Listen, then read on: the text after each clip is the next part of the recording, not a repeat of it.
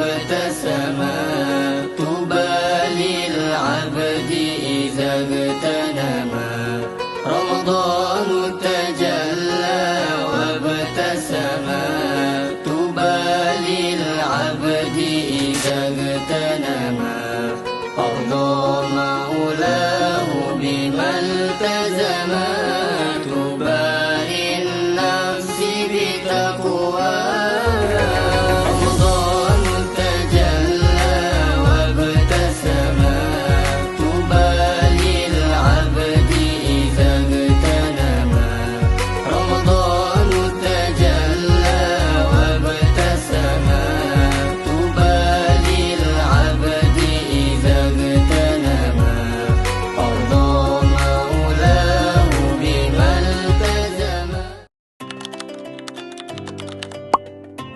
Assalamualaikum. Guys, jom kita tanya apa perasaan pelajar-pelajar untuk iftar hari. Jom.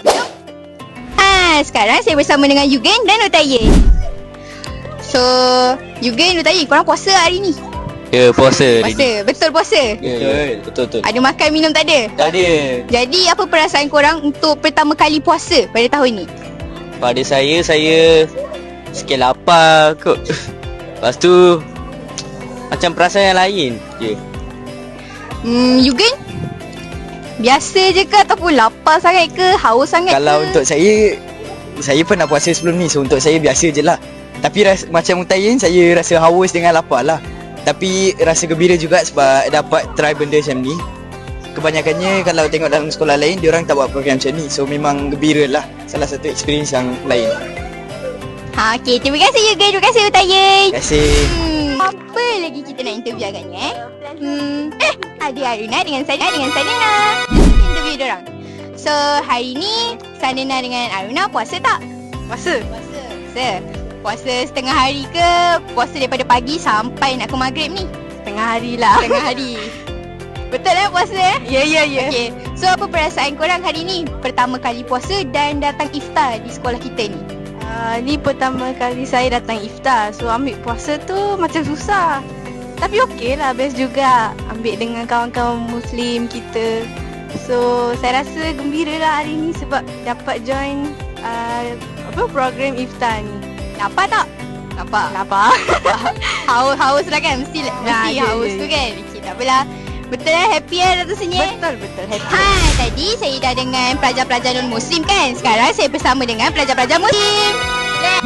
Hana tu Sel. Annyeonghaseyo. Okay, jadi korang, apa perasaan korang untuk iftar tahun ni? Iftar tahun ni saya rasa sangat gembira dan berpuas hati. Ya, sebab makanan banyak, lepas tu sedap, and then kita orang enjoy sangat-sangat hari ni. Kira seronok lah ni. Seronok. Lepas ni jangan lupa solat tarawih pula. Mesti.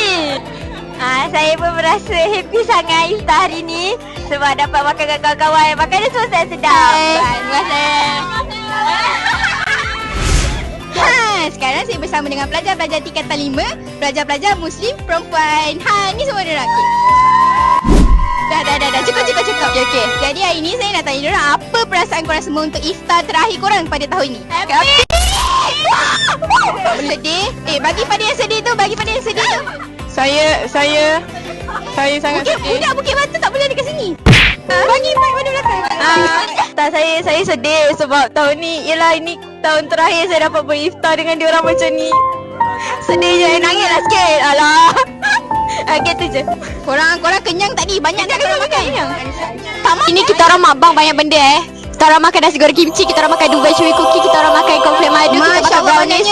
Lepas tu kita orang bersukaria. Kita orang lah yang paling bising hari ni sebab kita orang sangat happy. Hari ni hari ni adalah hari last terakhir. Last time kita orang pergi iftar SMK Kelai Besar.